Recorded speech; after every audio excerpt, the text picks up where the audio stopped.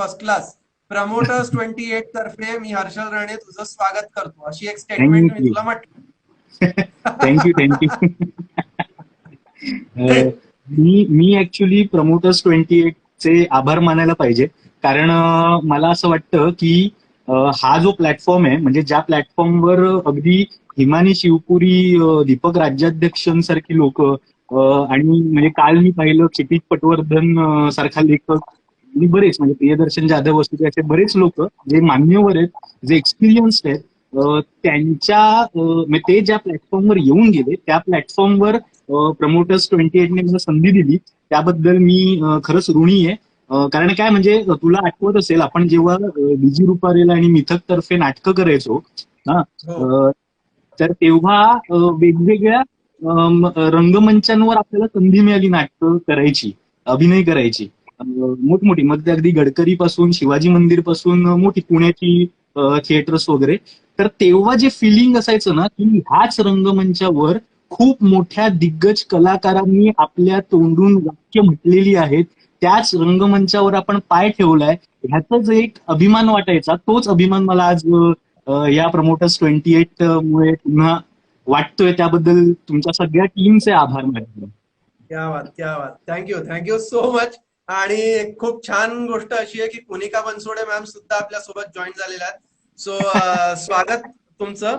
आणि सिद्धी मॅम सुद्धा जॉईन झालेल्या आहेत, चेतन बेर्डे सुद्धा जॉईन झालेले आहेत, आणि अभिजित केळकर सर सुद्धा जॉईन झालेले आहेत. सो खूप वा. चांगले चांगले लोक आपल्यासोबत जॉईन झाले आहेत. Abhijit sir, welcome welcome to promoters 28. So सगळ्यात पहिले मकरंद, हा. आपलं इंट्रोडक्शन तर झालेलं आहे, आणि येस. एक वेगळं इंट्रोडक्शन मी तुला देतो आपल्या मित्रांना जे सगळे इथे आहेत. सो मित्रांनो, मकरंद सावंत हे बेसिकली एकांकिकेपासून सुरू झालेलं वादळ आहे, आणि ते आता प्रोडक्शन पर्यंत पोहोचलेलं आहे. आणि उमेश पगार सुद्धा आलेले आहेत. सो स्वागत उमेश पगार तुमचं सुद्धा. सो आता ही जी व्यक्ती आपल्या समोर दिसते, ती व्यक्ती आता प्रोडक्शन्स मध्ये, डिरेक्शन्स मध्ये, बऱ्याच वेगवेगळ्या क्रिएटिव्ह फील्ड मध्ये, वेगवेगळ्या ठिकाणी, वेगवेगळ्या डिपार्टमेंट्स मध्ये छान असं त्याचा एक्सपिरियन्स आहे. सो आज आपण कलाकार म्हणून जे स्टेजच्या मागचा जो एक्सपिरियन्स आहे, बिहाइंड द कॅमेरा ज्याला आपण म्हणतो, त्या एक्सपिरियन्स बद्दल गप्पा मारणार आहोत. आणि गप्पा मारणार नाही आहोत तर रंगवणार आहोत. सो आणि त्याच्याच बरोबर की अभिनयापासून ते दवावाला हा जो ब्रँड आहे, त्या ब्रँड पर्यंत कसा पोहोचला मकरंद, या विषयावर सुद्धा आपण आज चर्चा करणार आहोत. कारण खूप छान आहे, कलाकारांसाठी एक महत्वाची गोष्ट आहे. आपण नेहमी म्हणतो, Makarand please correct me if I am wrong, आपण येस. नेहमी येस. म्हणतो कलाकार म्हणजे आपल्याला साईडला एक साईड बिझनेस असणं गरजेचं आहे. कारण कलाकार म्हणून आपल्याला काहीतरी परमनंट इन्कम, कुठून तरी इन्कम सोर्स हवा. सो या फील्डमध्ये आपल्याला काम करतच राहायचंय, प्लस अल्टरनेट काय करू शकतो त्याचा मार्ग आज आपल्याला मकरंद तर्फे मिळणार आहे, किंवा ऐकायला मिळणार आहे की त्याने काय केलं. सो मकरंद, सुरुवात करूयात गप्पांपासून, की नक्की. सुरुवात एकांकिकांपासून झाली, त्या एकांकिकांपासून आपण सुरुवात करूया. तुला त्याच्या आठवणी काय सांगायच्या प्रेक्षकांना? एकांकिकांपासून ऍक्च्युली सुरुवात झाली हे खरं आहे, पण मी त्याआधी थोडंसं जायला मला आवडेल. मी वडाळ्यामध्ये सहकार नगर नावाची कॉलनी आहे, तिथे राहतो. तर तिकडे अजून सुद्धा टाळ संस्कृती आहे.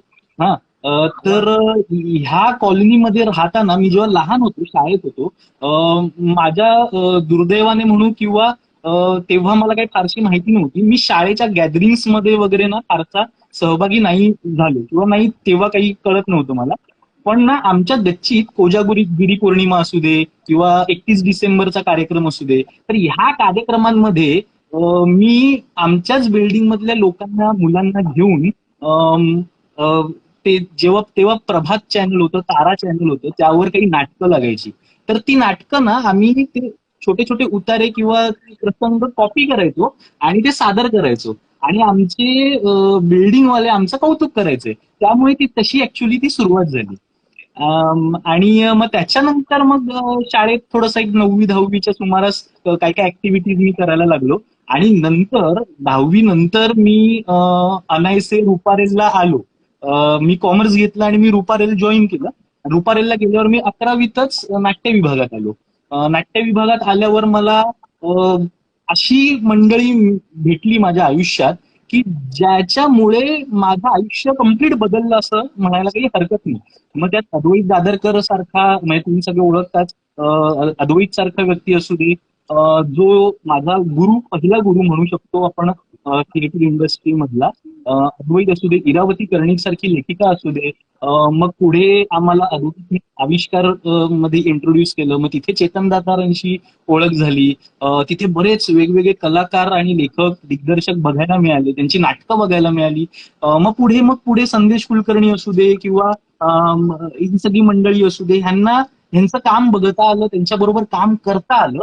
आणि 11वी पासून ते TY पर्यंत मी म्हणजे लेक्चरला कमी आणि आमच्या तालमींच्या हॉलमध्ये जास्त असायचो, हे तुलाही चांगलंच माहितीये. तर मग अगदी बॅकस्टेज पासून आपण सुरुवात केलेली आहे. हा म्हणजे खेळ ठोकणे, स्टूल उचलणे, ठोकळे उचलणे, लेवल्स उचलणे, तराफे उचलणे, जड इथपासून ती सुरुवात झाली. ते शेवटी मग TYला मग बेस्ट ऍक्टरचं पारितोषिक मिळेपर्यंत ते कॉलेजचं सगळं चालू राहिलं, एकांकिका प्रकरण. ते पण आपण एन्जॉय करायचो मकरंदा, ते पण हो, एन्जॉय अगदीच करायचो, अगदी. कपडे उचलणं अगदीच. वगैरे. हो, हो. म्हणजे मला आठवतंय की आपलं प्रॉपर, म्हणजे जेवढं परीक्षेला अभ्यास नाही करायचो, तेवढं आपली बॅकस्टेजची कशी मॅनेजमेंट असणार आहे याचा आपण आदल्या रात्री किंवा रिहर्सल चालू असताना वगैरे आम्ही प्लॅनिंग करायचो, प्रॉपर प्लॅनिंग करायचो त्याचं. म्हणजे जेवढे नट तेव्हाचे आमचे जे सिनियर होते, म्हणजे स्वप्नील फडके असू दे, केतन करंडे असू दे, आरती बडकबाळकर असू दे, बरेचसे नट जे आता एक सेलिब्रिटी लेवलला आहेत, त्यांची कामं प्रेक्षक आवर्जून पाहतात. तर असे बरेच नट आपल्या डोळ्यासमोर काम करत असताना आम्ही बॅकस्टेजला बरेचशी मजा मजा मजा करायचो. कारण तेव्हा तेच होतं, म्हणजे रोल म्हणजे काय, झाड बनायचं, फांदी मागे चेहरा लपवायचा, या विंगेतून त्या विंगेत जायचं, अशी ती सगळी सुरुवात होती बेसिकली. सही आहे, सही आहे. सो आपले बरेचसे प्रेक्षक सुद्धा इथे आलेले आहेत. इवन लंडन वरून सुद्धा श्वेता पाटील आलेली आहे, जी आपली वा, नमस्कार. अकॅडमीशी जोडली गेलेली आहे. सो अच्छा. अजून सुद्धा भरपूर आहेत. उमेश पगार आहेत, समुद्रजी आहे, जे नागपूर वरून आलेले आहेत आपले व्ह्युअर. वा सो वा. वेगवेगळ्या ठिकाणाहून आले. आणि माधुरी नावाची एक व्यक्ती आहे, ती म्हणते हा. की शाळेचं नाव काय होतं तुझ्या? अच्छा, माझ्या शाळेचं नाव होतं राजा Shivaji Vidyalaya, Indian education society चं राजा शिवाजी विद्यालय जे आहे आपल्या हिंदू कॉलनीमध्ये दादरला. तर ती माझी शाळा. म्हणजे मी 1ली ते 4थी पाटकर गुरुजी विद्यालयात होतो, IASच ते आहे. आणि मग त्याच्यानंतर 5वी ते 10वी मी राजा शिवाजी विद्यालयामध्ये होतो, मराठी मीडियम. Great, great. आणि मग आता कॉलेजचा जो आपला वेळ होता, त्याच्यामध्ये बऱ्याचशा एकांकिका केलं, इव्हन पालखी नाटक केलं. सो बरोबर. पालखीचा एक्सपिरियन्स, आणि रिसेंटली आता मिथक म्हणून जी आपली संस्था आहे, त्याच्यातर्फे रिसेंटली एक फोटोग्राफ अपलोड केला गेला. हा. त्या प्रोडक्शन बद्दल, जो नीच माणूस हा प्रोडक्शन आहे, आणि आपली हा. जी सगळी मंडळी आहे, जी आपण एकमेकांनाच नीच माणूस बोलायचो. सो ती मजा काय होती, ती धमाल काय होती, आणि कसं होतं ते प्रोडक्शन, प्लीज जरा त्याच्याबद्दल सांग. बेसिकली मला असं वाटतं, मी मी तेव्हा 12वीत होतो. 12वीत असताना अद्वैत, इरावती, तेव्हा मग सुबोध खानोलकर वगैरे मंडळी होती, सुजय अंडे होता, ओंकार काटे होता, स्वप्नील मुरकर, रणजित पाटील, अशी बरीच मंडळी होती जे आता खूप चांगलं काम करत आहेत आपल्या आपापल्या क्षेत्रामध्ये. यांची नावं आपण टीव्हीवर, सिनेमांमध्ये पाहिलीच असतील. तर ह्या सगळ्या मंडळींनी, मी 12वीला तेव्हा होतो, मिथक नावाची संस्था स्थापन केली, ज्याचा हितेश सुद्धा एक महत्वाचा भाग होता. हितेशने सुद्धा त्यात ती काम केलं. आरती सुद्धा आलेली आहे, मिथकचं नाव घेतलं आणि आरती मोरे पण आली. वा वा वा वा. आरती आरती आणि माझं खास कनेक्शन आहे. म्हणजे आरती आणि मी जे वेगळे वेगळे धाऊ नावाची एक एकांकिका केली, त्यावर नंतर रोहित शिलवंत नावाच्या दिग्दर्शकाने, आमचाच तो मित्र, त्याने सिनेमा सुद्धा केला, तो खूप चालला, त्याला क्रिटिकली अक्लेम्ड आहे तो. आणि तर आरती आणि माझ्या खूप आठवणी आहेत. म्हणजे वडील मुलगी, त्याच्यानंतर भाऊ बहीण, त्याच्यानंतर गर्लफ्रेंड बॉयफ्रेंड, त्याच्यानंतर आई मुलगा वगैरे अशा बऱ्याच नात्यांमध्ये आम्ही कॉलेजला असताना अभिनय केला. आणि म्हणजे ती थोडीशी जोडी जमली होती आमची, चांगली बॉन्डिंग चांगलं झालं होतं. आणि आरती बरोबर काम करणं हे मी माझं भाग्य समजतो, कारण आरतीसारखी वर्सेटाईल नटी ह्या इंडस्ट्रीमध्ये खूप रेअर आपल्याला पाहायला मिळेल. ती आरती ही कुठच्याही प्रचंड ताकदीने करण्याची तिची क्षमता आहे, हे मान्य करायला हवं आपण. तर आणि मी तिने फादर्स डे असं सुद्धा म्हटलंय आरतीने. हा, काय काय म्हटलंय आरतीने? Happy father's day. हो. हॅपी फादर्स डे बाबा. या बाबतीत मी एक किस्सा सांगेन. वेगळे वेगळे धाऊ मध्ये मी आरतीच्या वडिलांची भूमिका करायचो. हा, उदय दिघे ते कॅरेक्टरचं नाव होतं, ज्यासाठी मला INTचं ऍक्टिंगचं बक्षीस मिळालं. पुढे बऱ्याच कॉम्पिटिशन्सला त्या रोलसाठी मला बक्षीस मिळून गेली. तर मी तेव्हा ना आरतीला बेटा अशी एक वेगळ्या टोन मध्ये हाक मारली एकांकिकामध्ये. मग नंतर ना आम्ही कॉलेजला असताना नॉर्मल आयुष्यात अभ्यास, म्हणजे आम्ही एकाच बॅचचे आहोत.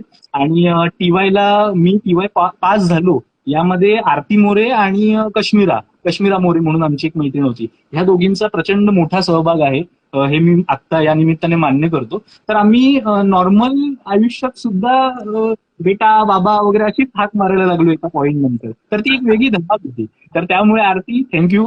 आठवणी जाग्या झाल्या या फादर्स डे निमित्ताने. तर मी सांगत होतो की आपण मिथक स्थापन केली. त्याच्यानंतर पालखी नावाचं नाटक आपण केलं. पालखीमध्ये कसं होतं ना, अनेक लोक होती, अनेक चांगले कलाकार पालखीमध्ये वेगवेगळ्या छोट्या छोट्या भूमिका करत होते. मी स्वतः त्यामध्ये एक साधारण 4 ते 5 भूमिका करत होतो. आणि म्हणजे अगदी काय म्हणू आपण, बस कंडक्टर पासून, झाडांपासून ते एक चोर यायचा त्यामध्ये, जो चोर प्रचंड मार खायचा आणि लोक मला खरंच मारायचे. हा, तरी सुद्धा मी पुढचं नाटक तसं त्याच ताकदीने ते करायचो. आणि म्हणजे ते मस्करीत होतं सगळं, पण ते मजा यायची, ती एक वेगळी मजा होती. तर असे 4-5 रोल त्या नाटकात करायला लागायचे. आणि पालखीचा मला पर्सनली आयुष्यात झालेला फायदा म्हणजे संघभावना जी असते थिएटरसाठी, जी महत्वाची आहे, ती मला मी 12वीत होतो तेव्हा. आणि म्हणजे जस्ट 11वी आणि 12वी 2 वर्ष रुपारेलमध्ये मला झाली होती.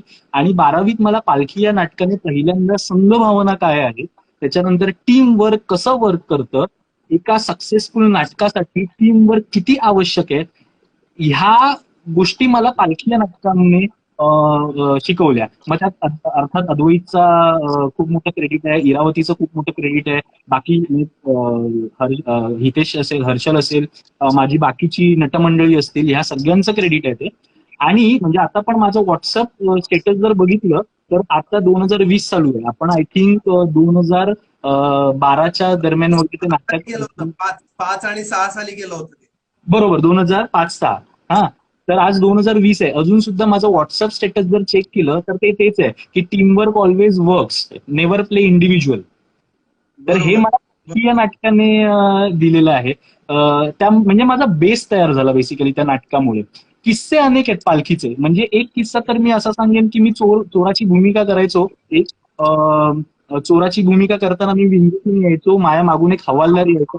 आणि ते जे वारकरी होते ते वारकरी मला दूध होते, म्हणजे त्यांना त्यांच्या तावडीत मी सापडायचो. हा, ते मला आपटायचे फ्रंटला, म्हणजे समोर ऑडियन्स आणि एकदम समोर मी पडलेलो असायचो स्टेजवर, आणि हे मारायचे लोक. आणि त्यात एक डायलॉग होता की दिंडी प्रमुखाला एक व्यक्ती म्हणतो की प्रमुख चोर आहे हो, हा, आणि सगळे मारायला लागतात. तर एका ह्याच्यात झालं असं की एका प्रयोगात झालं असं की मी पडलो, आणि माझ्या मागून येणाऱ्या व्यक्तीने तो डायलॉग घेतला की चोर तू काय तो.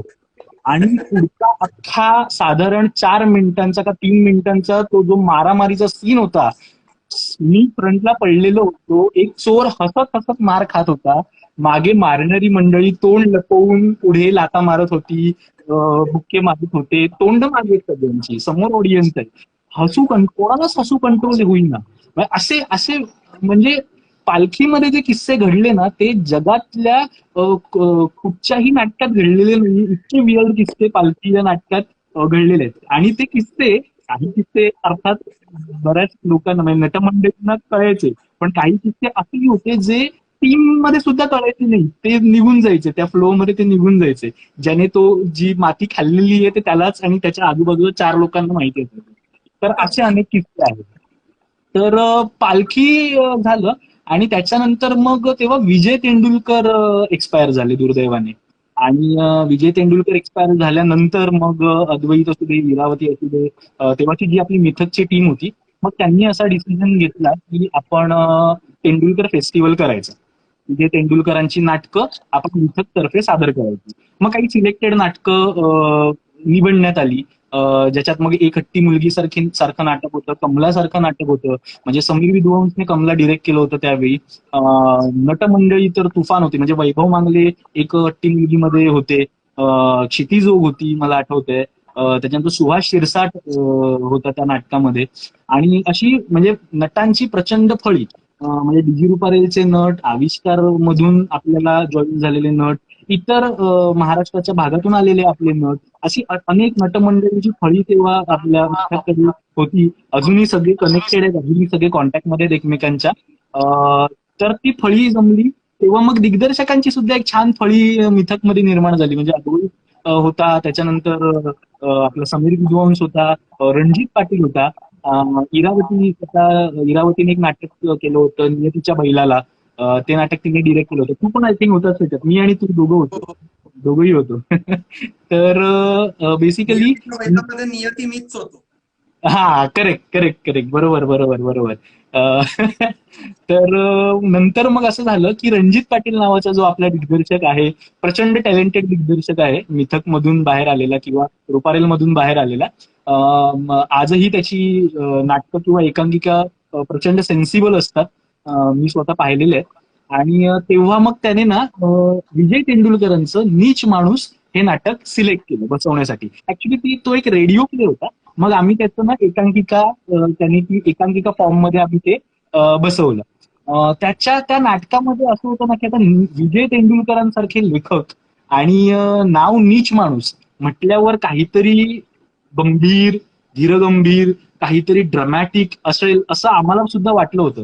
पण नाटक वाचता वाचता आम्ही म्हणजे पहिल्याच वाचनाला इतके हसत होतो की म्हणजे तेंडुलकर हे असं विनोदी इतकं छान लिहू शकतात, ह्यावर आमचा म्हणजे 2 दिवस आमचा विश्वासच बसेना. आम्ही रणजितला बोललो सुद्धा की की हे सगळे तुझे विनोद तू तेंडुलकरांच्या नावावर खपवलेले आहेस, खरं बोल. तेव्हा मग रणजितने ती स्क्रिप्ट दाखवली आम्हाला, छापील स्क्रिप्ट.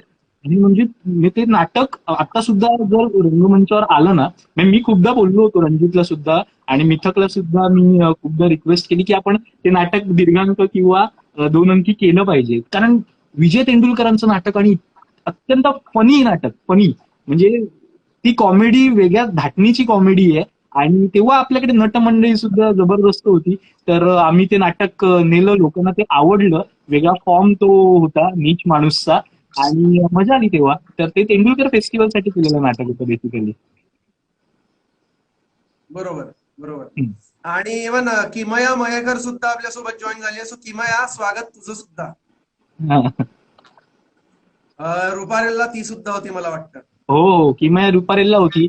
मी मध्ये एक पैसा वसूल नावाचं फीचर फिल्म डिरेक्ट करायला घेतली होती. नोटबंदीमुळे ते मग प्रोड्युसरचे पैसे संपले आणि ती फिल्म थांबली. तर तेव्हा किमया मला असिस्ट करत होती त्या फिल्मसाठी. तर ती एक आठवण आहे. आणि मी रुपारेलला असताना सुद्धा बरीच कामं एकत्र केलेली आहेत. सो हाय किमया. सो अशा पद्धतीने आपण इथपर्यंत आता पोहोचलोय की कॉलेजचा जो प्रवास आहे, पालखीचा जो प्रवास आहे किंवा नीच माणूस हे प्रोडक्शन झालं आणि त्याच्यानंतर आपल्याला नंतर बऱ्याच गोष्टी कळल्या जेव्हा आपण नंतर आविष्कारला सुद्धा जॉईन झालो. बरोबर. सो इव्हन पालखीचा मला जो किस्सा आठवतो तो हा की चोराच्या शर्ट फाडायचे हा.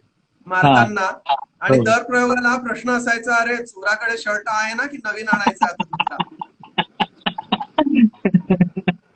अगदीच अगदीच अगदीच. माझा सदरा फाटायचा प्रत्येक प्रयोगामध्ये आणि मग तो सदरा मी ठिगळ लावायचो, मी स्वतः शिवायचो. मला हो. आपल्या मधल्या ज्या मुली होत्या किंवा मुलं होती ते मदत करायचे बिचारे येऊन, की अरे तुझा सदरा ठीक आहे ना, शिवून देऊ का वगैरे वगैरे मदत करायचे. प्रयोग सुरू व्हायच्या आधी नट मंडळी जनरली मेकअपला बसतात, आम्ही सदरा शिवायला बसायचो. म्हणजे असे ते पालखीचे वेगळे किस्से आहेत. आणि प्रचंड मॅडम माझं मॉलिश व्हायचं, माझं दर प्रयोगाला माझं मॉलिश व्हायचं, पाठीचं वगैरे हाताचं वगैरे व्यवस्थित मॉलिश मला त्या काळात मिळायचं. आणि काय मी 12वीला होतो आणि मी सगळी सिनियर मंडळी होती, बरं बोलणार तरी कसं ना की बाबा. आणि बरं बोललो की मला लागतंय, तर त्यावेळी ते होतं मर्द को दर्द नाही होता तो तर त्याच्यामुळे ते आपण बोलायचो पण नाही. तर ते काय मजे मजे सगळं चालून जायचं, मजा यायची पण. पण धमाल धमाल होती. आणि हो. याच्यानंतर मग जेव्हा आपण आविष्कारचा आता विषय निघालाय, सो आविष्कारचा एक्सपिरियन्स काय होता ते जरा आम्हाला सगळ्यांना ऐकायचं आहे. बरोबर. आविष्कारला ऍक्च्युली मी फ्रँकली स्पीकिंग मी आविष्कारमध्ये तसं अभिनय किंवा हे केलं नाही, काम फारसं केलं नाही. पण मला काही वर्कशॉप्स अटेंड करायला मिळाली. मग तिकडे आपण रुपारेलची बरीचशी मुलं वर्कशॉप अटेंड करायला जायचो. आणि त्या वर्कशॉपचा एक खूप वेगळा एक्सपिरियन्स होता. म्हणजे अद्वैतने आम्हाला जे शिकवलं, इरावतीने जे आम्हाला शिकवलं, त्याचं बीज मला वाटतं कुठेतरी आविष्कारमध्ये होतं.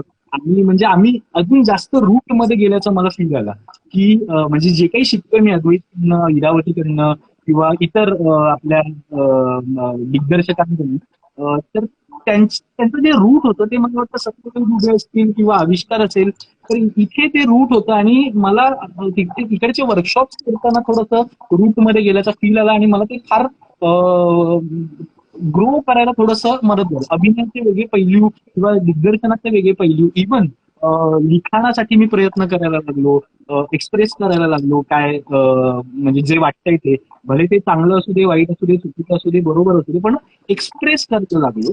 तर ते एक महत्वाचं मला वाटतं की हे आविष्कारकडून मला मिळालेलं आहे. आणि आविष्कारची मी जी नटमंडळी तेव्हाही पाहिली, आत्ताही जी पाहतोय, म्हणजे अगदी सुशील इनामदार असू दे किंवा म्हणजे मोठे मोठे ऍक्टर्स आता आविष्कार मधून बाहेर पडले, मग तेव्हा सुहास शिरसाट, नंदिता पाटकर वगैरे, म्हणजे ही म्हणजे हे कोर, म्हणजे त्यांचा अभिनय जो आहे तो जर आपण इतर नटांची तुलना केली तर तो खूप म्हणजे त्यांच्या आतमध्ये अभिनय शिरलेला आहे.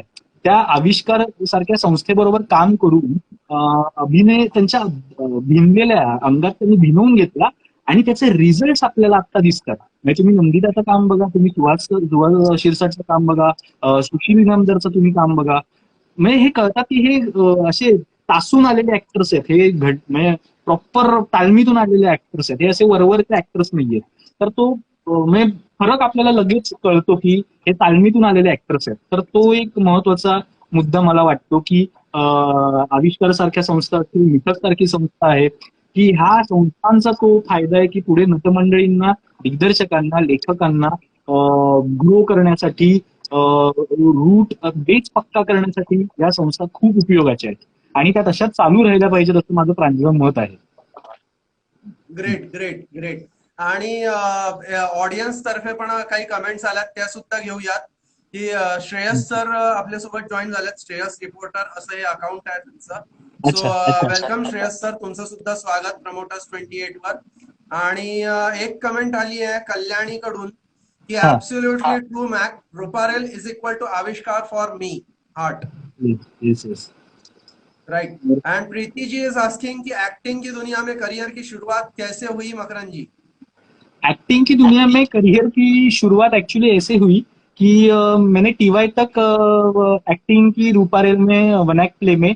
उसके बाद मुझे शार्दुल सराफ करके एक डायरेक्टर है, जो ललित कला केंद्र से आए थे और बाकी भी और भी उनका एजुकेशन है. तो उन्होंने रात्रंदिन अम्मा नाम का एक प्ले उन्होंने डायरेक्ट किया. उसमें ऐसा हुआ कि बहुत अलग अलग रीजन से आए हुए एक्टर्स थे. कुछ कोल्हापुर के एक्टर्स थे, बीड़ के सुहास शिरसाट थे उसमें, विकास पाटिल थे कोल्हापुर से, मैं था उसमें, पूर्णानंद वांडेकर थे. तो अलग अलग जॉनर के एक्टर्स उसमें थे. इतनी सराफ थी उसमें. तो अच्छे, बहुत अच्छे ट्रेंड एक्टर्स उसमें थे. बहुत कॉमेडी प्ले था, ब्लैक ह्यूमर था उसमें. और वो प्ले हमने किया, वो प्ले बहुत क्रिटिकली अक्लेम था, उसको जी अवार्ड भी मिला बेस्ट प्ले के लिए। तो वो प्ले मैंने किया। तो मुझे ऐसा लगा कि हम जो एक्टिंग कर रहे हैं मुंबई में बैठ के, वो भी एक अलग जॉनर है, और बाहर के लोग भी कुछ अलग करने की कोशिश कर रहे हैं, वो भी अगर हम सीखे ना, तो उसमें से थोड़ा भी हम ले लेना हमारे एक्टिंग में, तो हमारा एक्टिंग, मुंबई वालों का जो एक एक्टिंग स्टाइल अगर हम बोले, तो मतलब जैसे हम यहाँ नेचुरल और रियल एक्टिंग करते हैं, वैसे वो उनके लैंग्वेज में, उनके थॉट्स में बहुत नेचुरली और बहुत रियली एक्सप्रेस करते हैं। तो मुझे ऐसा लगता है कि उनका रिस्पेक्ट करते हुए उनसे बहुत कुछ सीखने जैसी चीजें हैं, जो सीखने की मैंने कोशिश की। उसके बाद उसी के थ्रू फिर जब मैं आईएनटी में, मतलब रूपारेल में टीवाई में था, तब आईएनटी में मुझे एक्टिंग का प्राइज मिला था। तो मुझे अजीत बुरे जो थे, उन्होंने एक कमर्शियल प्ले में काम किया। प्ले का नाम था डैमिट अनु बुरे। वो मेरा पहला कमर्शियल प्ले था। ऑब्वियसली उसके पहले पालकी था, तीसरी दीवारी में कुछ मैंने शोज किए, लेकिन एक कमर्शियल प्ले जिसको बोले, वो डैमिट अनु बुरे था, जो अजीत बुरे ने डायरेक्ट किया था। और ऐसा हुआ कि वो प्ले मिला, रात्रंदी नामा मेरा शुरू हुआ। रात्रंदी नामा से मैं संदेश कुलकर्णी और अमृता सुभाष जिसमें काम कर रहे थे, और संदेश कुलकर्णी ने वो डायरेक्ट किया था। वो एक प्ले था पुनश्च हनीमून, वो समन्वय ने प्रोड्यूस किया था। तो उस प्ले में मेरी कास्टिंग हुई। तो ऐसे कुछ प्लेज मुझे मिले, अच्छे अच्छे प्लेज मिले, अच्छे अच्छे लोग मिले मुझे, अच्छे अच्छे डायरेक्टर्स मिले। और ऐसा नहीं था कि मैं कुछ अवार्ड जीत के आया हूँ, तो मैं जो कर रहा हूँ वही फाइनल है, इस तरह कभी नहीं था। आप अगर कुछ मुझे बोलो, तो मैं, मेरी हमेशा सीखने की तैयारी थी। तो मैं अलग अलग लोगों से अलग अलग जॉनर सीखता रहा, अलग अलग चीजें सीखता रहा। टाइमिंग्स जो एक्टिंग में बहुत मायने रखती है, वो टाइमिंग्स सीखता गया। उनको मैं क्या बोलते हैं उसको, उनको मैं प्ले करने की कोशिश करता गया, और लोगों को वो मेरे नसीब से अच्छा लगने लगा, डायरेक्टर्स को अच्छा लगने लगा, बाकी को एक्टर्स को अच्छा लगने लगा। तो मेरे अच्छे संबंध क्रिएट हुए, जिसका परिणाम ये हुआ कि मुझे रूपारेल के ही एक डायरेक्टर है, जो फिल्म डायरेक्टर है विवेक गोरे, और उनके जो असिस्टेंट थे उस वक्त के, स्वप्निल मुरकर और रंजीत पाटिल। स्वप्निल मुरकर और रंजीत पाटिल मेरे बहुत अच्छे दोस्त थे और गुरु जैसे है। उन्होंने बहुत सारी चीजें सिखाई है मुझे।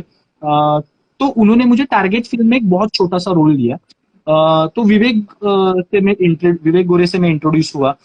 उसके बाद विवेक की ही एक फिल्म थी जमीन, उसमें मैं फिर assistant director, as assistant director में गया, और उसमें भी मैंने कुछ छोटा सा एक रोल किया। तो ऐसे ना छोटे छोटे रोल में करता गया। बाद में मैं फिर दशमी क्रिएशंस का एक माझे मन तुझे झाले करके ये था, सीरियल था, बहुत अच्छा सीरियल था। उस वक्त का हाईएस्ट टीआरपी वाला सीरियल था, ईटीवी पे आता था वो। तो उसमें मुझे एक बहुत अच्छा रोल मिल गया। रोल था चाय वाले का, एक साउथ इंडियन चाय वाले का रोल था। मेरे से बात जो हुई थी क्रिएटिव्स की, वो ऐसी थी कि एक छोटा रोल है, अच्छा रोल है, कुछ अलग करने को मिलेगा, और 1 महीने का ट्रैक है, तो आप कर लीजिए। तो मैंने वो किया, मैंने बहुत दिल से किया, मुझे बहुत मजा आया वो। मतलब एक्चुअली क्या होता है कि अभी ये चाय वाले का रोल, उसमें क्या रहेगा, ये मैंने नहीं सोचा फ्रैंकली स्पीकिंग। मैं गया, मैंने वो उसमें जितना मैं कर सकता था मैंने वो किया। तो उसमें जो साउथ इंडियन एक्सेंट मेरा था, वो बहुत लोगों को अच्छा लगा, चैनल को अच्छा लगा। और वो रोल बढ़ते गया, बढ़ते गया, बढ़ते गया, वो ट्रैक बढ़ते गया। और वो जो 1 महीने का हमारा डिसाइड हुआ था, वो ट्रैक चला 8 से 9 महीने तक, इतना वो वाह ट्रैक किया। वाह। और मतलब मैं बहुत खुशनसीब हूँ कि चैनल ने एक चाय वाले के ऊपर प्रोमो काटा था उस वक्त, टीवी क्या बात। पे चार चाय वाले के ऊपर प्रोमो कटे थे। तो ये बहुत अनएक्सपेक्टेड चीजें मेरे लाइफ में हुई। तो ऐसा थोड़ा एक्टिंग का मेरा चलता रहा। बाद में कुछ फिल्में मिली, कुछ टीवी सीरीज मिले। फिर और मेरा एक ऐसा हुआ कि टचवुड मेरे लाइफ में जो डायरेक्टर्स आए, जो राइटर्स आए, वो बहुत मायने रखते हैं, जो को एक्टर्स आए वो बहुत मायने रखते हैं। और मैंने उनसे जस्ट पोलाइटली सीखने की कोशिश की, बस यही जर्नी का एक बिगिनिंग था मेरे ख्याल से। Great great great. आणि मकरंद, आता अजून एक कमेंट आली आहे, माधुरी जी आपली मैत्रीण आहे आय गेस. ती म्हणते, एक रात्र बिस्लरलेली. बिस्लर. बिस्लरलेली. हे नाटक मी पाहिलंय तुझं. अप्रतिम अभिनय, दिग्दर्शन. या नाटकाच्या काही आठवणी आणि हे नाटक पुन्हा बघायला मिळेल का? ऍक्च्युली मी सांगतो काय झालं. एक रात्र बिस्लरलेली नावाचं मी एक प्रायोगिक प्रायोगिक म्हणजे कॉमेडी नाटक, तद्दन कॉमेडी नाटक लिहिलं. अर्थात हो. आमची रात्रंदी नावाची जी प्रोड्युसर होती, सई किरण प्रोडक्शन्स ते होतं. कांचन म्हणून आमची तेव्हाची प्रोड्युसर होती. तर कांचनला मी ते नाटक सांगितलं. कांचन म्हणाली, अरे मस्त आहे, आपण करूया. म्हणून मी ते नाटक करायला घेतलं. मग त्याची स्क्रिप्ट सुद्धा पूर्ण पूर्ण झाली नव्हती. हा, तरी आम्ही ते रिहर्सल सुरू केल्या. मग आमचे जे दिग्दर्शक होते विवेक गोरे, त्याला मी अप्रोच केलं. विवेकदा पण म्हणाला, विवेक तसा म्हणजे विनय आपटेंना त्यांनी असिस्ट केलंय आणि बऱ्याच सिरियल्स मध्ये तो आता आज आपल्याला दिसतो. तेव्हाही बऱ्याच फिल्म्स त्यांनी केलेल्या होत्या. असं असताना सुद्धा म्हणजे त्याचा एक ज्युनियर किंवा त्याचा एक असिस्टंट मी असून सुद्धा त्याने ते नाटक करायला होकार दिला. अगदी म्हणजे नंतर नंतरचे काही प्रयोग सुहास शिरसाटने सुद्धा त्याचे केले. विकास पाटीलने त्याचे प्रयोग केले. तर बेसिकली हे नाटक मी तेव्हा लिहिलं आणि मला असं वाटलं की मीच ते डिरेक्ट करावं, म्हणून मी ते डिरेक्ट करायला घेतलं. नाटक जसं जसं डिरेक्ट करायला घेतलं तसं तसं त्यातल्या चुका कळायला लागल्या. त्या सुधारण्याचा आम्ही प्रयत्न केला. त्याचा पहिला प्रयोग वगैरे झाला. प्रयोग चांगला होता. थोडं फार्सिकल नाटक होतं, सिच्युएशनल कॉमेडी होती आणि थोडासा पिरियड प्ले होता तो. तर तुषार घाडिगावकर त्याच्यामध्ये होता. मुकेश बाणेकर होता. मुकेश बाणेकर आज बऱ्याच चांगल्या चालणाऱ्या हाय टीआरपी वाल्या सिरियल डिरेक्ट करतोय स्वतः. तर अशी सगळी ती मंडळी होती आणि मजा आली. ह्या नाटकात आकांक्षा गाडे होती. तर ते नाटक ना एक बरं, त्या नाटकात मी लिहिलं ते नाटक, मी दिग्दर्शित केलं आणि त्याच्यात एक मालकाचं कॅरेक्टर होतं, ते सुद्धा मीच करायचो. हम्म. लेखक दिग्दर्शक राहिलं बाजूला, मला झीचं बेस्ट ऍक्टरचं नॉमिनेशन मिळालं त्याच्यासाठी. तर हा हा. तर क्या तर बात तर आहे. ते ते तेव्हा ते सगळं होतं.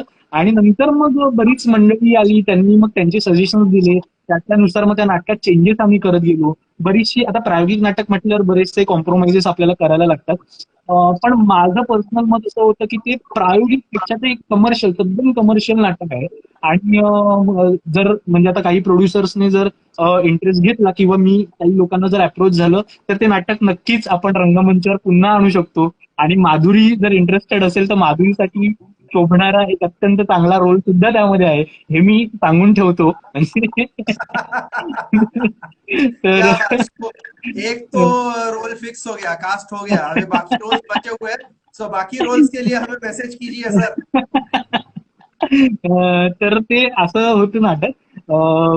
आणि ते बिस्लरीवर होतं. म्हणजे बिस्लरी एक चाळ आहे, त्या चाळीतलं पाणी जातं आणि पाणी जातं म्हणून मग लोक बिस्लरी विकत आणून आपली पाण्याची भूक किंवा तहान भागवतात. यावर तो सगळा फार्स होता. तर आणि तेव्हा बिस्लरी म्हणजे विकतचं पाणी ना, आणि विकतचं पाणी म्हणजे व्हॅल्युएबल झालं. तर हे थोडं अंडर करंट, त्याला काही ब्लॅक ह्युमर होते त्याच्यात. सो असं ते नाटक, ते छान नाटक होतं. मला मला तरी आवडायचं ते नाटक. आणि त्याच्या पण मिश्र प्रतिक्रिया होत्या. ते अजून थोडंसं काही प्रयोग झाले असते ना तर ते मजा आली असती, अजून खुललं असतं ते नाटक. बऱ्याच ठिकाणी त्याचे पण प्रयोग झाले आणि चांगल्या चांगल्या नटांनी त्यामध्ये काम केलं. जे नट आज आपल्याला सेलिब्रिटी म्हणून आपण ज्यांना पाहतो की फॉलो करतो, त्या बऱ्याच नटांनी त्यामध्ये काम केलेलं आहे. बरोबर बरोबर. सो मी पण जर त्या नाटकात असलो असतो तर आज तुम्ही मला पण बघू शकला असतात, पण मकरंद सरांनी मला असा कधीच चान्स दिला नाहीये आणि त्याबद्दल मकरंद सरांना माफी नाही. नाही नाही नाही, आपण करूया ना, नक्की नक्की काहीतरी करूया. तो मकरंद, अजून एक प्रश्न आलेला आहे हा यशवंत यांच्याकडून, आणि त्याच्या आधीचा मी एक प्रश्न घेतो. इवन हा Prasad is also here, Dattaji, Datta Prasad. So हा. स्वागत तुमचं सुद्धा.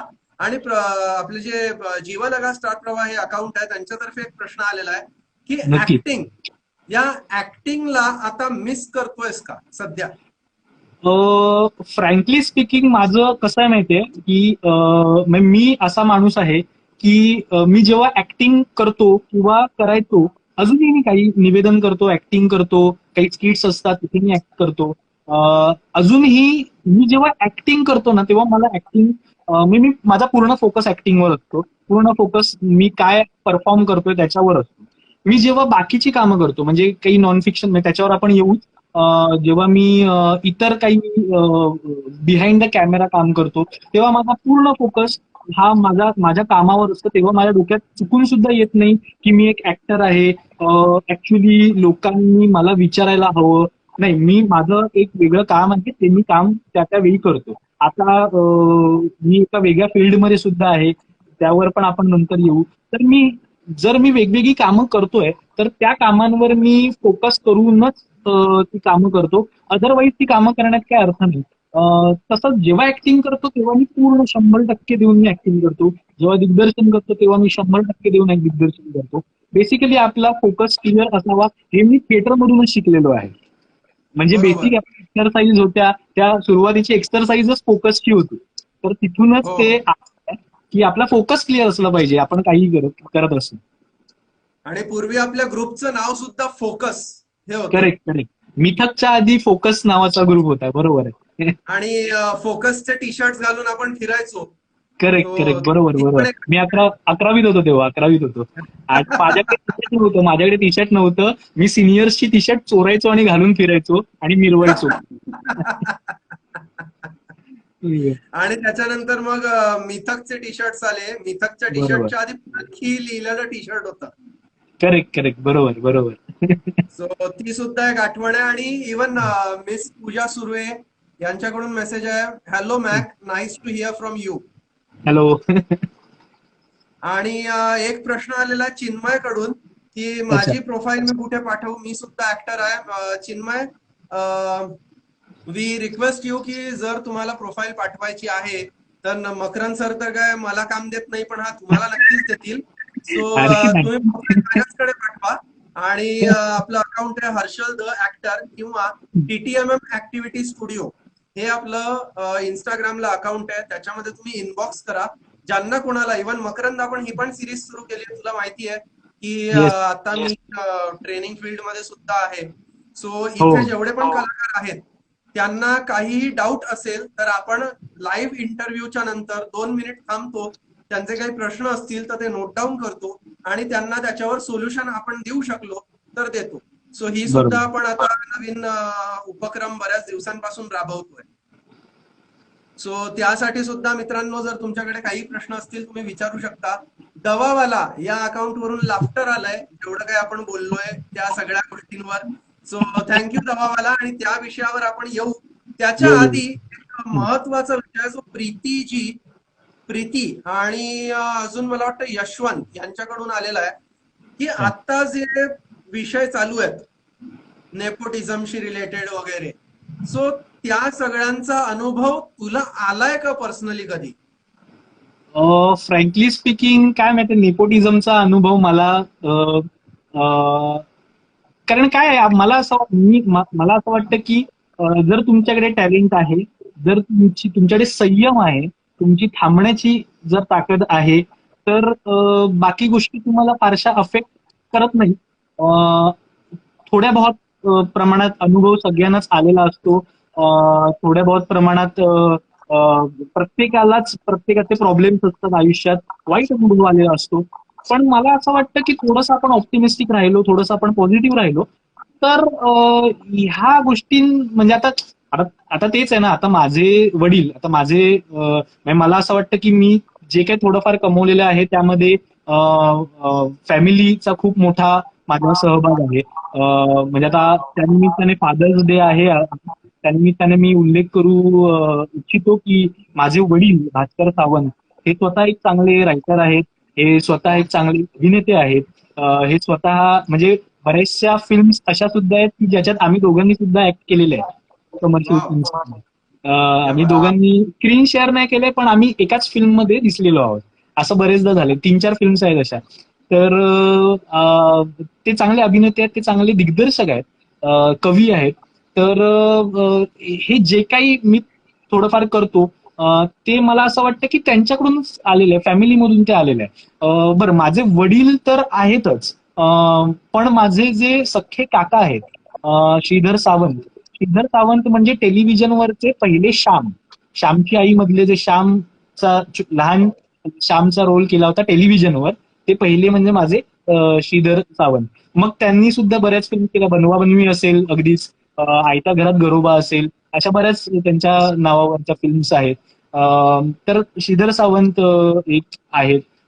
त्याच्यानंतर माझे धाकटे काका जे आहेत, त्यांचा कलाक्षेत्राशी तसा काही संबंध नाही, पण ते उत्तम वाचक आहेत.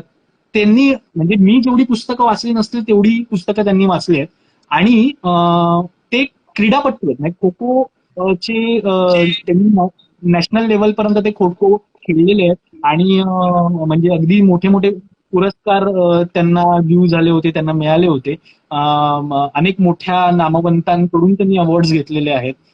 तर ते एक वेगळे व्यक्तिमत्व आहे. माझे आणखीन एक काका जे नेव्हीमध्ये होते, आज ते गावचं आमचं सगळं सांभाळतात. तर मला सांगण्याचा उद्देश हा आहे की माझी जी फॅमिली मला मिळाली, मग माझे वडील आणि वडिलांसारखे असणारे सगळे काका, शिवाय माझी आई, माझ्या काक्या सगळे, ही आमची एक नथिंग बट तेव्हा जॉईंट फॅमिली होती. 10वी नंतर आम्ही आता ज्या घरात राहतो तिकडे मी आलो.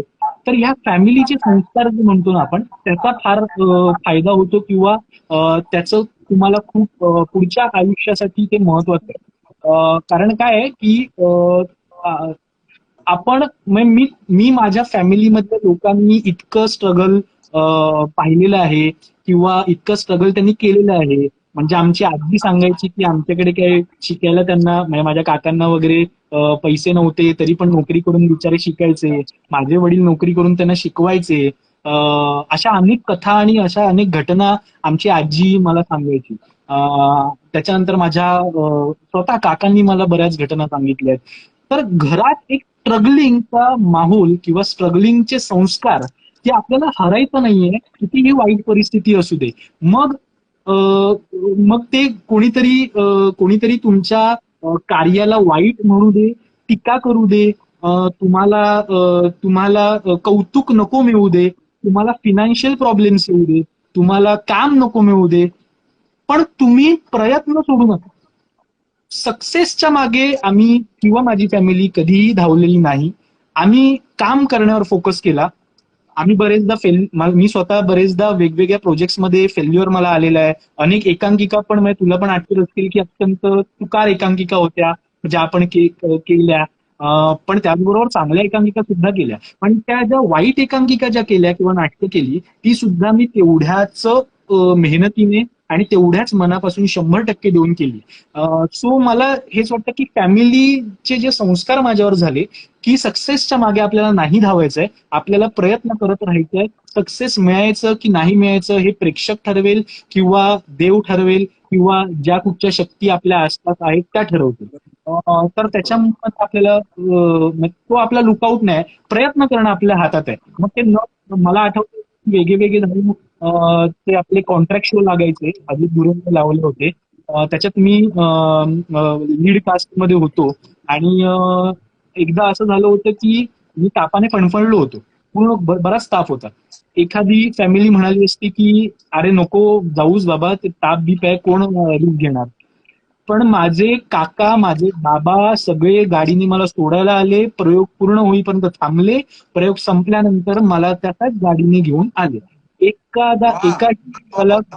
एकाही माणसाला कळू दिलं नाही की मी तापाने फणफणलो आहे. मी सुद्धा परफॉर्मन्सवर परिणाम होऊ दिला नाही. माझ्या को ऍक्टर्सना जर कळलं असेल तर कळलं असेल, ऑब्व्हियसली टच वगैरे होतो तेव्हा कळलं असेल. पण अदरवाईज एनर्जीवर, परफॉर्मन्सवर परिणाम अजिबात दिसला नाही. आयोजक जे होते अजित बुरे, त्यांना नंतर कळलं की अरे मकरंदला ताप आला होता आणि त्यांनी तापात प्रयोग केलेला आहे, तेव्हा त्यांनी वेगळं कौतुक केलं, तो भाग वेगळा.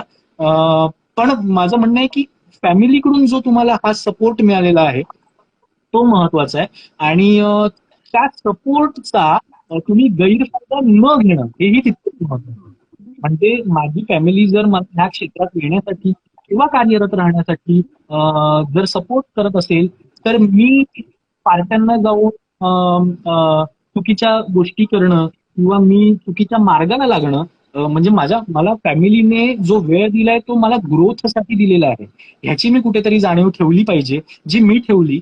आणि म्हणजे आज तुलाही माहिती असेल, इतर आपल्या को ऍक्टर्सना माहितीये, कलिग्सना माहितीये, मी आजपर्यंत सगळ्या बऱ्याच नटांबरोबर राहिलो, बऱ्याच ह्या इंडस्ट्रीमधल्या दिग्गजांबरोबर मला पाहण्याची राहण्याची संधी मिळाली दैवकृपेने.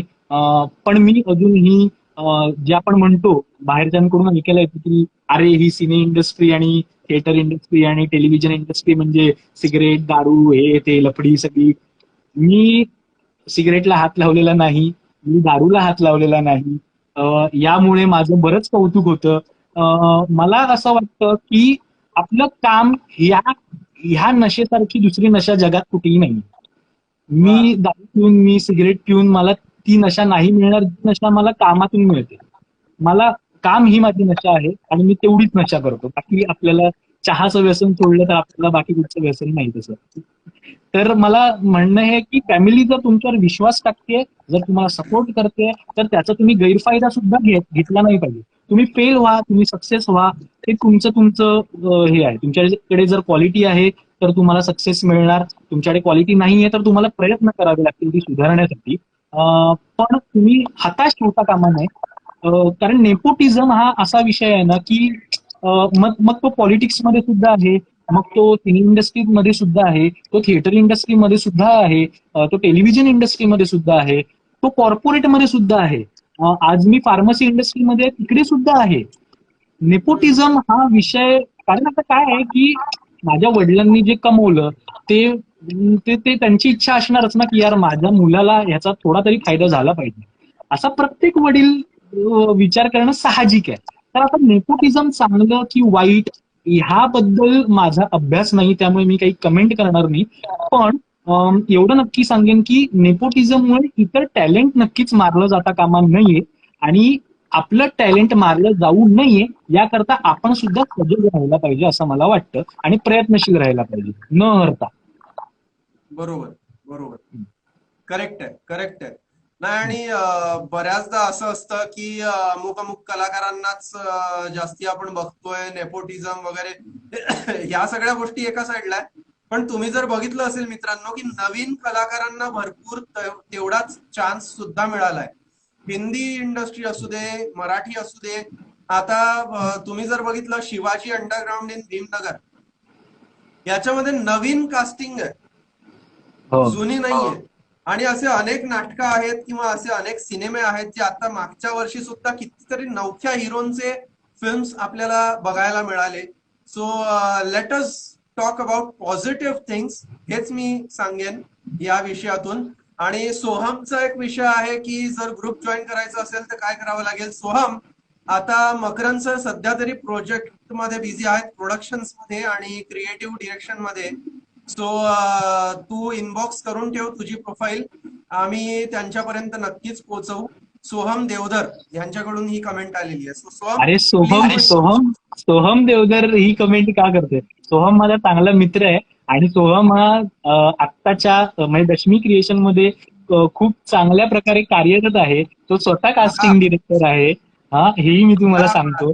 हा आणि सोहमने मला काही बरेच चांगले चांगले रोल एवढा चांगला वेगवेगळ्या कास्टिंग आहे की तो आपली शाळा पण घेतोय.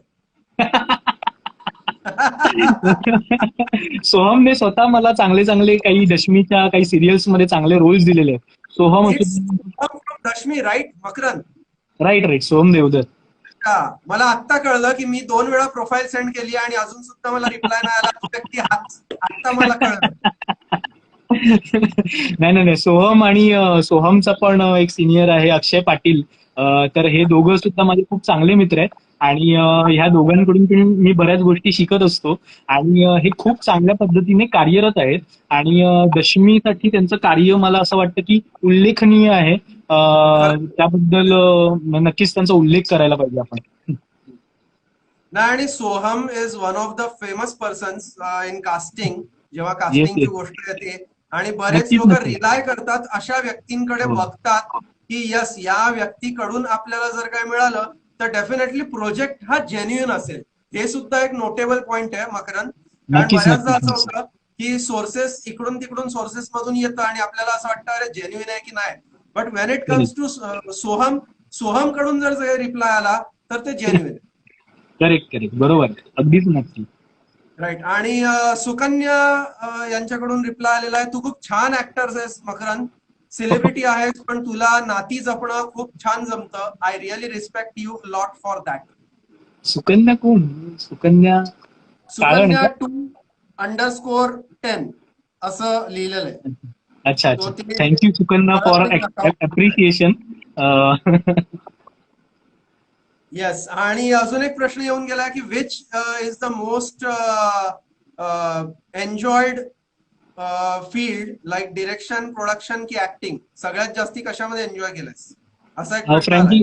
फ्रँकली स्पीकिंग माझी सुरुवात ऍक्टिंगने झाली होती. तर त्याच्यामुळे ऍक्टिंग मध्ये मी सगळ्यात जास्त एन्जॉय करतो. पण मला असं वाटतं की दिग्दर्शन आणि even writing, even post production, ह्या ज्या गोष्टी आहेत ना, तर त्या ह्या वेगळ्या, म्हणजे हे कंपॅरिझन नाही होऊ शकत एकमेकांशी. प्रत्येकामधून मिळणारा हा आनंद जो आहे किंवा सॅटिस्फॅक्शन जे आहे, ते फार वेगळ्या लेवलचं आहे. आणि आपण ते एकमेकांशी कम्पेअर नाही करू शकत. पण तरी अगदीच म्हणजे बोलायचं झालं तर म्हणजे कुठच्याही तुम्ही व्यक्तीला विचारा, ऍक्टिंग हे त्याचं एक थोडंसं काय म्हणू आपण, वीक पॉइंट असतो. माझाही तो आहे. मलाही खूप आवडतं ऍक्टिंग करायला. बरोबर, बरोबर. आणि अजून एक प्रश्न आला की जेव्हा आपल्या कामाला अप्रिसिएशन मिळत नाही तेव्हा स्वतःला तुम्ही पॉझिटिव्ह कसं ठेवता? चिन्मय 847 या अकाउंट वरून हा प्रश्न आला. अच्छा. बेसिकली असं बरेचदा होतं की तुम्ही काहीतरी लिहिता, तुम्ही काहीतरी परफॉर्म करता, तुमची एकांकिका किंवा तुमचं नाटक किंवा तुमची फिल्म, आता मी शॉर्ट फिल्मच्या बऱ्याच कॉम्पिटिशन्स मध्ये सहभागी झालोय. तर असं होतं की काही वेळा तुम्हाला बक्षीस नाही मिळत, काही वेळा तुम्हाला लोकांचं कौतुक नाही मिळत, काही वेळा तुम्हाला तुमच्या घरचेच म्हणतात की अरे ते ते चांगलं होतं, हे जरा मजा नाही आली. तर काय होतं की हे ना, मला असं वाटतं की व्यक्तिगणिक हे बदलत जातं. प्रत्येकाची चॉईस वेगळी आहे, प्रत्येकाचा अनुभव वेगळा आहे, आणि प्रत्येकाचं ते रिसीव्ह करण्याचं सेन्सेस वेगळे आहेत. हा, त्यामुळे तुम्हाला आवडलेली एखादं तुमचंच काम हे कदाचित इतरांना नाही आवडू शकत. मला असं वाटतं की त्यावर फोकस करण्यापेक्षा आपण यावर फोकस करायला पाहिजे की मला हे आवडलंय का मनापासून. मला जर हे आवडलंय खरंच मनापासून प्रामाणिकपणे, मला जर आवडलंय, तर मी हे लिहिणार, तर मी हा परफॉर्मन्स मी करणार, ही मी डिरेक्ट करणार, हा विषय मला आवडलेला आहे, ही ही प्रोसेस मला आवडलेली आहे, आणि मी पुढे जाणार. म्हणजे हे मी फॉलो करतो. अर्थात जर तुम्ही सॅटिस्फाय नसाल तर ती गोष्ट कितीही महान असू दे, ती लोकांना नाही आवडणार. कारण ते तुम्ही 100% देऊन केलेलं नाही. जर तुम्ही स्वतःबद्दल कॉन्फिडेंट आहात तर ती तुम्ही गोष्ट केली पाहिजे. आणि त्याचं अप्रिसिएशन नाही मिळालं तर मग ठीक आहे, ऍटलिस्ट म्हणजे आता कसं आहे की आपण आठवडाभर दररोज जेवतो. हा, तर आपली म्हणजे आमच्या घरी काय 3-4 दिवस नॉनव्हेज खातात. नॉनव्हेज जेव्हा असतं तेव्हा मी खूप हॅप्पी असतो, आणि जेव्हा व्हेज असतं तेव्हा थोडंसं आपण पोट रिकामं नाही राहिलं पाहिजे, भाई जेवायला पाहिजे, आणि आईने बायकोने केलेलं आहे तर जेवायलाच पाहिजे. तर तर असं ते थोडंसं आहे. तर त्याच्यामुळे बरेचदा निगेटिव्ह अनुभव येतात, लोक टीका करतात, लोकांना ते काम तुमचं आवडत नाही, किंवा लोकांनी तुमच्या इमेज बद्दल किंवा तुमच्याकडून एक अपेक्षा ठेवलेली असते, त्या अपेक्षा कधी कधी कम्प्लीट होत नाहीत, आणि म्हणून ते लोकांना आवडत नाही, अशाही घटना होतात. पण मला असं वाटतं की सेल्फ कॉन्फिडन्स ठेवणं, की ठीक आहे माझं आज एक काम वर्क नाही झालंय, पण मी महिनाभरानंतर जे करणार आहे किंवा मी पुढच्या आठवड्यात जे करणार आहे ते मी अजून चांगलं, बेटर, ह्यातलं काय लोकांना आवडलं नाहीये त्याचा थोडासा विचार करून, अभ्यास करून ते सुधारण्याचा मी प्रयत्न करणार.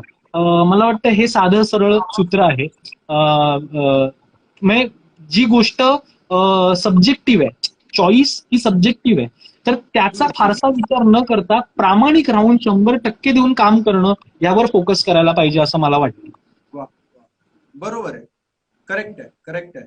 आणि प्रीति जैन यांच्याकडून प्रश्न आलेला है कि आपने कहा कि आपने अलग अलग लोगों के साथ काम करते हुए बहुत कुछ सीखा, बाहर के लोगों से बहुत कुछ सीखा, लेकिन बहुत बार टैलेंट को लोगों ने इस तरीके से देखा है कि पब्लिक या कुछ लोग ऐसे हैं जो बाहर वाले ऐसा कहकर पुकारते हैं और बाहर वालों का मनोबल कम करते हैं। सो इनके बारे में आपकी प्रतिक्रिया क्या है? मुझे ऐसे लगता है प्रीति जी कि इसके बारे में मकरंद जी और एक अलग बात भी कहना चाहेंगे जो हमने डिस्कस की थी कि किस तरह से यहाँ के भी लोगों को दबाया जाता है, ये भी सच है, ये भी उसकी एक अलग बाजू है। तो बराबर। मकरंद जी, over to you। हाँ, नहीं एक्चुअली क्या है, प्रीति भी मेरी बहुत अच्छी दोस्त है। प्रीति एक्चुअली दवा वाला फार्मेसी जब हमने शुरू की थी, तो उसमें प्रीति का बहुत प्रीति फार्मासिस्ट है बेसिकली, और उसका बहुत योगदान रहा है दवा वाला के प्रोग्रेस में।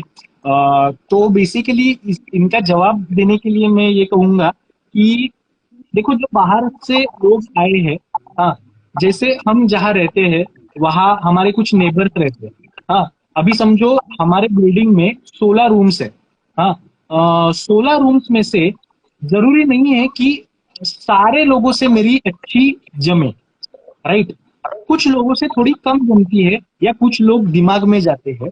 हाँ, तो उनको हम थोड़ा अवॉइड कर सकते हैं फॉर पीस ऑफ माइंड। हाँ, क्योंकि क्या है, ऐसा जरूरी नहीं है कि हर एक के साथ आपका बॉन्डिंग हो। हाँ, और कभी कभी ऐसा भी होता है कि जितना बॉन्डिंग अपने सगे भाई से या बहन से नहीं होता है, उतना बॉन्डिंग आप बाहर से आए हुए लोगों के साथ हो जाता है। हाँ, फॉर एग्जाम्पल मेरी खुद की बीवी जो है कुणिका बंसोड़े, मेरी खुद की बीवी एमपी से है, इंदौर से है। हमारी बहुत अच्छी जमती है, हमारा बॉन्डिंग बहुत अच्छा है। तो मुझे इस बात का ये नहीं है कि आप बाहर से हो तो ही आपसे जमेगा, आप बाहर से नहीं हो तो आपसे शायद नहीं जमेगा। मेरे जैसे जो लोग हैं वो मेरे ख्याल से आपका वर्क, आपका एक्सपीरियंस और आपका मेहनत, आपकी जो मेहनत है वो देखेंगे। आपका ओरिजिन कहाँ से है उससे मुझे तो कोई लेना देना है नहीं। किसी का भी, मतलब अगर कोई बिहार से आता है या आउट ऑफ इंडिया आता है, क्योंकि आज मेरे कई दोस्त हैं जो आज यूएस में काम कर रहे हैं, यूके में काम कर रहे हैं, न्यूजीलैंड में काम कर रहे हैं। तो वो भी उन लोगों के लिए शायद आउटसाइडर्स रहेंगे, लेकिन ऐसा नहीं कि उन लोगों को रिस्पेक्ट नहीं किया जाता, उनके काम को सराहा जाता है। वैसे ही आप इंडिया में अगर बात करें, इंडिया की अगर बात करें, तो आप अगर बाहर की राज्य से आए हो या बाहर के किसी रीजन से आए हो, और अगर आप आपके काम के प्रति, आपके कलीग्स के प्रति, आपके वर्क प्रोफाइल के प्रति आप ईमानदार हो, आप सच्चे दिल से 100% देकर अगर आप काम कर रहे हो, आप किसी का मन नहीं दुखा रहे हो, तो मुझे नहीं लगता कि आपसे किसी को प्रॉब्लम होगा। ऑब्वियसली उसमें एक फैक्टर ये भी है कि आपकी तरक्की कुछ लोगों को नहीं देखी जाती। लेकिन क्या है कि देखो, अभी अगर आपने ठान ली है कि मुझे तरक्की करनी है, तो फिर आपको करनी है तरक्की, आपको आगे बढ़ना ही है।